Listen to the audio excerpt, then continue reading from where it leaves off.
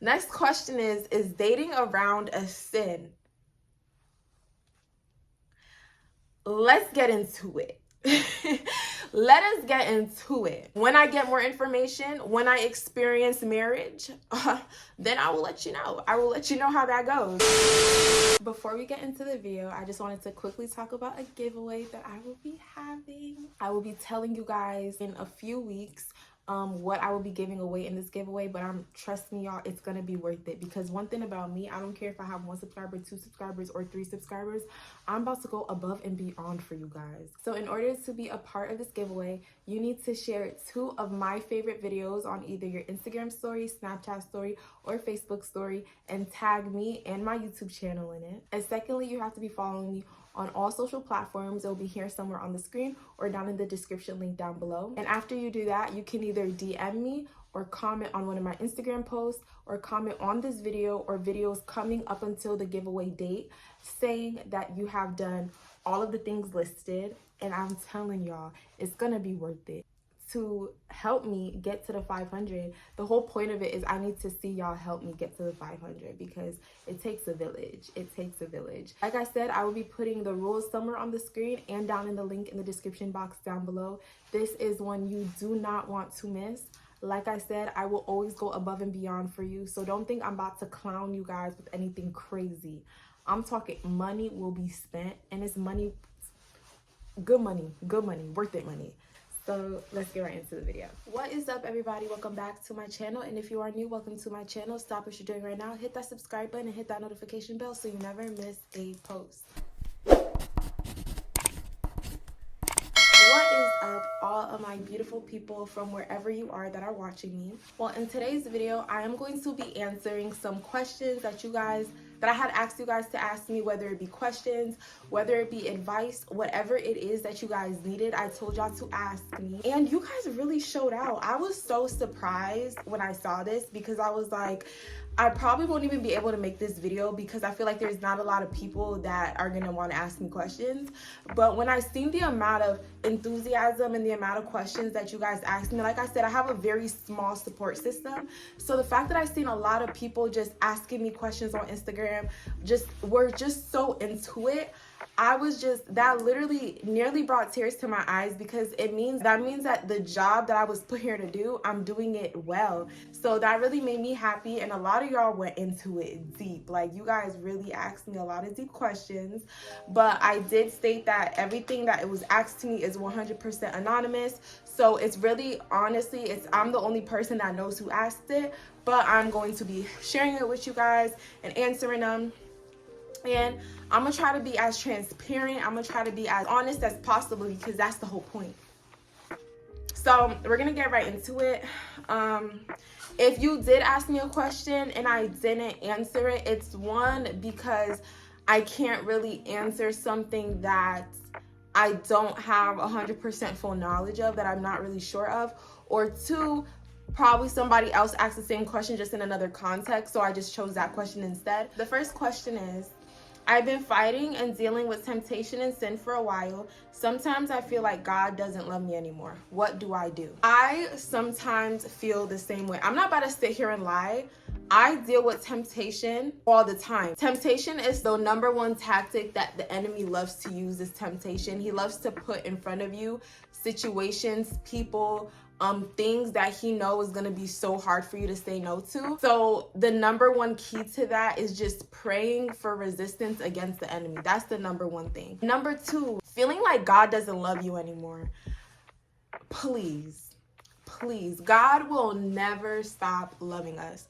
And that's the amazing thing about God, is he will never stop loving us for nothing. He will never stop loving us for nothing. Like Deuteronomy 31 verse 8 tells us, like, he will never leave us nor forsake us. He will never stop loving us. Just need to be able to go to him during the temptations. Like I said, everybody deals with temptations. I deal with temptations every single day. I'm not perfect.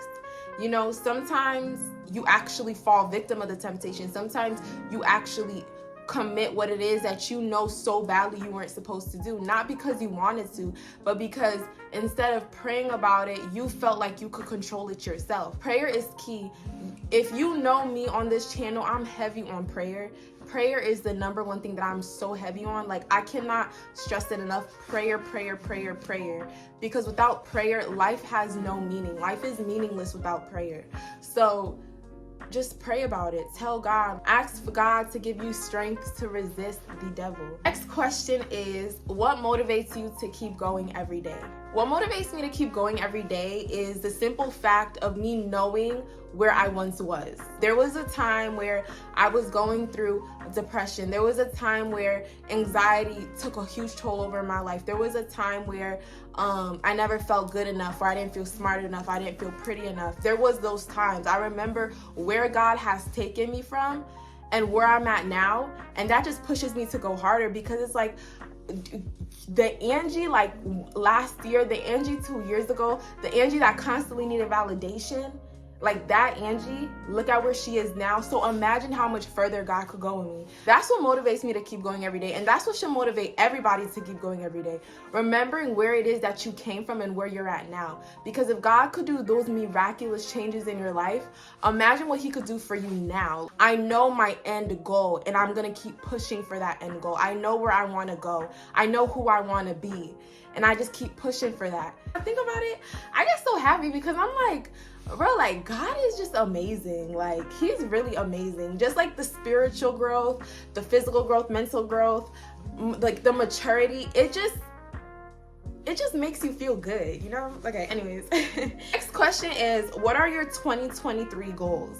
I have so many 2023 goals. I feel like my number one 2023 goal, which I am constantly praying on, and I'm gonna try to like fast on and really try to push more, is to be able to minister in front of people publicly.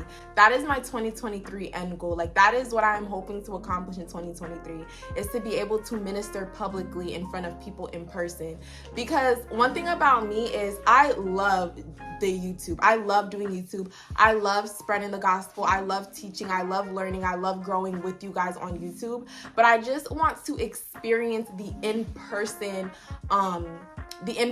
experience, because that is something that is so huge for me. Like, I just want to see what level God can use me at. Like, what is the ultimate level God is going to use me at? So that is my 2023 goal. And there's other mini goals. Like, I'm working on a few projects that are huge projects. I'm saying like they're mini goals, but they're huge projects. And I actually can't wait to share it with you guys. I'm going to share it with you guys soon, more than likely in January. But I have so many projects. I mean, probably y'all will hear some new music. Might have a clothing like you know, you don't, we're just gonna keep it there. But I have a lot of I have the huge goal, mini goals, so many goals that I just cannot wait for me to just show. And I just can't wait to see how God is going to use them, how God is going to make them blossom, how God is going to make them just become, you know, shine into light. Next question is, I want to take God seriously, but I'm scared to give up my old life. Help! Exclamation point, exclamation point, exclamation point. First of all, that's a start. And I just want to applaud you, because it might not seem like anything, but that is a huge start. The fact that you want to take your life with God seriously. And the whole part of giving up your old life, which is what you don't want to do, that goes for everybody that is starting their spiritual journey with Christ. It is the number one issue, or the number one scary part about it, is giving up your old life. Walking with God, you have to give up all the things that pleasure you, all the things that make you feel good, that make you feel happy. You have to give all that up. Not because you want to, but because that is what you have to do in order for the journey to go into full execution mode, in order for the journey to execute in a beautiful way. 2 Corinthians 5 verse 17 says it as well. If any man be in Christ, he is a new creation. All things have passed away and all things have become new. I was listening to a preacher that came and preached at my church on Sunday. His name's Pastor Jimmy Raphael, and he said, in order to experience God's glory, you have to go through suffering. In order to experience the goodness of God, there is going to be suffering. It sounds crazy, but it's true. Every single thing that you have to do for God, with it comes something. Are you willing to pay those prices? Are you willing to go through those situations? Are you willing to give up these things? And the ultimate price for it is giving up the things of the world, giving up the things of the flesh. But I just want to applaud you, because that is amazing. Like, the fact that you even want to go through a spiritual journey, knowing that it's going to take a huge chunk of you out, do it. Because I'm telling you, it's gonna be a beautiful thing. Blessings come from walking with God. You know, there are so many blessings that come with walking with God. So do not be scared. Do not hesitate. Go through it. You have, like, your old life means nothing, because this life is not the life we're gonna bring to the gates of heaven. This is not who I'm gonna be in the gates of heaven. I'm going to be a completely different person. Do not be afraid to give up temporary satisfaction for a lifetime of happiness. All I'm gonna say, okay? The next person says, I love your content, keep it up. Thank you so much. That means the absolute most to me, and I love how you enjoy what it is that I'm posting and the content that I'm giving out. So thank you so much. The next question is, how do you remain confident through a storm? The way I remain confident through a storm is knowing that I'm not the one going through the storm alone. I felt like every single battle that I was going through it alone, until I finally realized that I'm not going through this storm by myself. I know that God's got it. Every single storm you go through means that there is something great waiting for you at the end. If you go through life without a little turbulence, if there's never any obstacles in front of you, if you never have problems in life, something may be wrong. Every single person that goes through a storm has greater coming. At the end of every single storm, there is a rainbow. So that is why I remain confident. That's what you have to remember. At the end of every single problem, there's always a solution. And I know that the way that that solution is going to be found, the way that I'm going to get to that rainbow, if I give all my worries to God and let him deal with it. You know what I'm saying? I let him fight through the storm. I let him fight the battles for me. And then I will get my ultimate goal. I don't ever go through life thinking I'm alone. Next question is dating around a sin? Let's get into it. Let us get into it. When I seen this question, I was very perplexed. I was extremely confused. Not confused because the question was confusing, but confused because I remember there was once a point in life where I wondered the same thing: is dating around a sin? I personally, and the reason why I say I personally believe is because other people have their own beliefs, which makes sense as well. You know, everybody has their own beliefs on this topic, and each belief, each reasoning makes sense, okay? So I personally believe that dating around is not a sin. One, it is what you do within the relationship that indicates if it's a sin or not. And number two is, what is the intention when it comes to dating a person? When you date somebody, your ultimate goal is date to marry. If not, why are you dating that person? That is why I feel like dating around is very risky, but it is needed. Dating around is needed. And the reason why I say it's needed is because when you date somebody, the ultimate goal into dating that person is for marriage, okay? So if you date somebody and at the moment you're like, okay, I'm gonna date this guy and I'm gonna marry him, it is better to understand and know the person and actually know for real, okay, do I really want to step into marriage with this person? Because once you step into marriage with that person, you're locked in. So that is why dating around is very important, because it's important to know, who is my person? Who is this person that God has planned for me? And another thing is, it's always important to pray to God for your person. Before you get into a relationship with anybody, ask God, God, reveal to me who my person is. Dating around, I don't believe is a sin, because we all have to find our person. But never date with the intention of, I'm gonna just date you for a season and move on to the next person. Always date with the intention of marrying that person. Now, in the relationship, if you realize that I don't think that if I were to marry this person, the marriage will last, then that is a sign that that is not your person. Now, I can't really touch much about this subject because I am not married, so I cannot really go into depth on that, but that is just my own understanding, what I was taught, what I believe, what I read about. It's just, and it just is what makes sense to me. But like I said, can't really touch topic on that too much, because like I said, certain topics haven't really experienced it enough to talk about it. So in terms of is dating around a sin. I personally don't believe dating around is a sin. Other people may believe you could only have one boyfriend, and that boyfriend has to be your boyfriend and you have to get married with him and that's final. Other people believe that sometimes you have to date around to find your person. Whatever it may be, dating in the Christian world is very complex. I'm still learning about it. So when I get more information, when I experience marriage, then I will let you know. I will let you know how that goes. But as for now, in terms of my beliefs, I don't believe dating around is a sin. Next question is, what is your favorite book at the moment? My favorite book at the moment, I've already read it, but it is the T.D. Jakes' When Women Pray. It's 10 women of the Bible who changed the world through prayer. Y'all know I stressed it a lot. I am a woman of prayer. I believe heavily in prayer. I feel like you cannot function in this world without prayer. So this book was very eye-opening. It was very motivational. It just built strength. It built character. There is a lot more emphasis on men in the Bible. Women in the Bible are very important. They play huge roles, like Ruth, Naomi, there's a lot of women in the Bible who play huge roles, you know, but I don't feel like there's a lot of emphasis on it. So this book really gave you an importance, like, how is it to be like a woman like Naomi, like a woman like Ruth? How are these women important? How can we demonstrate these women through our lives, you know? I'm not really gonna get too deep into it because I want you guys to read it. So go pick it up. I got mine at Target and it costs like $12. It is worth it.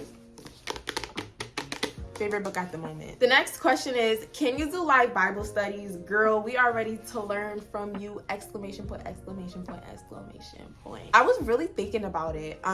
One of my favorite YouTubers, Maya Prosser, she used to do live Bible studies, and I was really thinking about getting into doing live Bible studies, but I really need more guidance. Me, myself, I'm still learning, analyzing, reading the Bible, getting through the Bible, dissecting the Bible. So for me, I feel like to do a live Bible study, I really need, and it might sound crazy, but I really need the okay from God. I really need God to say that I have enough spiritual wisdom for me to be able to do a live Bible study. I really want to get into it. I'm probably going to pray more about it because I was thinking about it as well. So I don't know.